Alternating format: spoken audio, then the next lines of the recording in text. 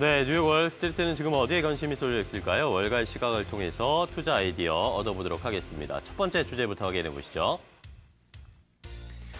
자, 주말 사이에 에펙 회의, 정상회의가 끝이 났습니다. 그런데 일단은 전체적인 협상안 타결이 나오지 못했고, 여기에다가 이제 중국의 시진핑 국가주석과 미국에서 참가했던 펜스 부통령의 설전이 관심이 모아지고 있습니다.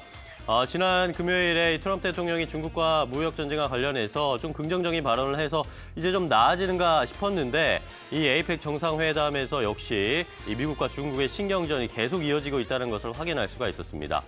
자, 일단 시진핑 국가주석의 이야기를 좀 확인해 보도록 하겠습니다. 시진핑 주석은요, 1대1로는 개방과 협력의 플랫폼이다. 지연 정치 목적이 없고 누구를 겨냥하거나 배제하는 것도 아닌 폐쇄적인 소집단도 아니다. 어떤 이가 말하는 것처럼 이 함정도 아니다라고 하면서 미국을 은근히 겨냥하는 모습이었고요.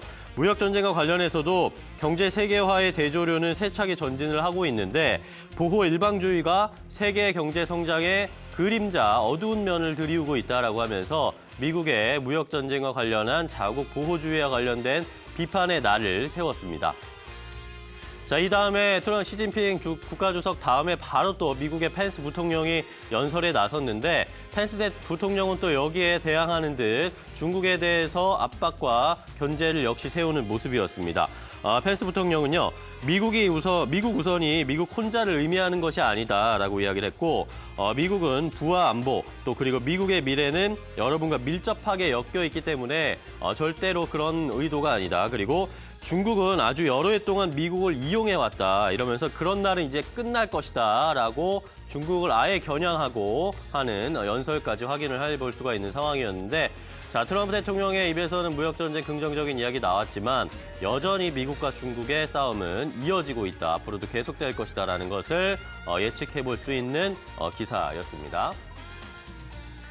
자, 다음 트럼프 대통령이 사우디 카슈크지와 관련된 이야기를 역시 하는 모습이었는데 이것도 역시 관심이 모아지고 있는 지난 주말 사이였습니다. 캘리포니아주에 큰 산불이 나서 트럼프 대통령이 여기를 방문을 하고 지역 주민들을 위로하는 자리가 있었는데 이 자리에서 기자들이 또 카슈크지와 관련된 여러 가지 질문을 했습니다. 자, 이러면서 일단은 무하마드 왕세자의 지시로 살해됐다는 CIA의 판단, 자료가 나올 것으로 예상이 되는데 이것은 아직 섣부르게 판단할 것이 아니다라고 이야기하면서도 무하마드 왕세자의 살해 명령이 충분히 있었을 것이다라고 역시 가능성, 그동안과는 조금 다른 스탠스의 이야기를 하면서 관심이 모아지고 있습니다. 자, 이러면서 CIA 쪽에서 이런 관련 자료도 나올 것으로 예상이 되고 있고 이 카슈크지 살해와 관련된 녹취록이 있다. 이런 것도 이야기했는데 이것을 보고 싶지는 않다라고 하면서 일단은 사우디와 관련된 평가를 조금 보류를 하는 모습이긴 했습니다. 사우디 관계에 대해서는 여전히 좀 긍정적, 낙관적으로 이야기를 했고 살만 왕세자와 이야기를 직접 나눴는데 일단은 그런 일이 없었다고 이야기했다. 이러면서 살만 왕세자도 역시 피살에 대해서 몰랐다라는 이야기를 했습니다. 사우디와의 관계가 최근 미국의 여러 가지 이야기, 국제 유가와 관련된 이야기도 엮이면서 조금 긴장 상태에 놓여져 있는 상황인데 이 카슈크지와 관련된 이야기는 결론이 어떻게 날지도 계속 지켜봐야 하는 상황입니다.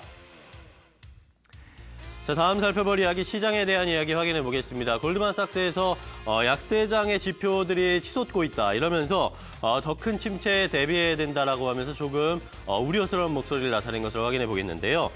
최근의 증시 조정은 투자자들이 더 큰 글로벌 경제 둔화가 나타날 것이다라고 믿는 그런 것들을 반영한 것이다라고 이야기를 했습니다. 이러면서 골드만삭스의 피터 오펜하이머 전략가가 증시가 그동안 거시 요인들과는 반대로 움직인 것을 고려를 해보면 여기서부터 더 큰 조정이 올 수 있다라고 언급을 했습니다.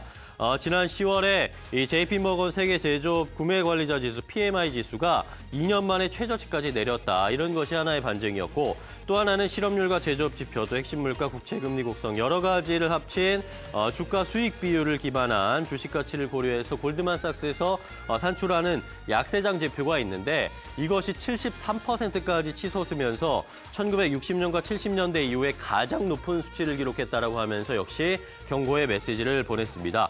자, 이러면서 이 수치는 현재 물가 수준이 약세장이 아닌 조정과 일맥상통한다는 것을 나타내준다라고 하면서 여전히 시장은 긴장 상태에 있다라는 골드만삭스의 평가 확인해 보셨고요.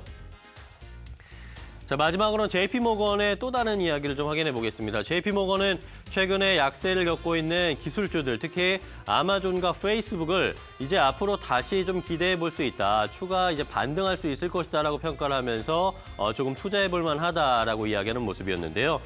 JP모건은 지난달부터 기술주가 큰 폭락을 했지만 아마존과 페이스북에는 기회가 열려 있다라고 하면서 3분기 실적 발표 이후에 아마존의 부담이 확실히 커졌지만 중요한 것은 4분기를 지나고 내년 초에 성장이 가속화될 것이다라고 하면서 일단 아마존에 대해서 굉장히 긍정적인 평가를 했습니다. 자, 여기에다가 아마존의 핵심 소매 산업은 여전히 강하고 아마존 웹 서비스와 광고 사업으로 수익성이 훨씬 더 올라갈 것이기 때문에 일단 아마존에 대한 긍정적인 평가를 내줬고요.